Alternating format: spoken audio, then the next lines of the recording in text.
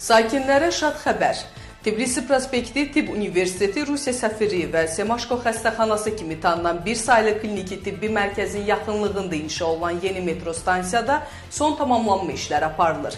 Xəbərlər net xəbər verir ki, ərazidə yaşayan sakinlər illərdir tikintisi davam edən stansiyanın yaxın vaxtlarda istifadə veriləcəyinə ümid etdiklərini deyirlər. Onların sözlərinə görə stansiya fəaliyyətə başlasa, bu nəqliyyat sıxlığının azalmasına və gündəlik hərəkətin daha da rahatlaşmasına səbəb ola bilər.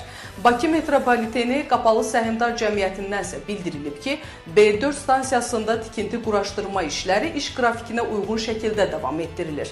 Məlumata əsasən 8 noyabr B4 stansiyalar arasında ümumi uzunluğu 1690 metr olan mənzil tunellərinin inşası artıq tamamlanıb. İşlərin plan üzrə davam etdiyi təqdirdə stansiyanın ilin sonuna dək hazır vəziyyətə gətirilərək təhvil verilməsi planlaşdırılır.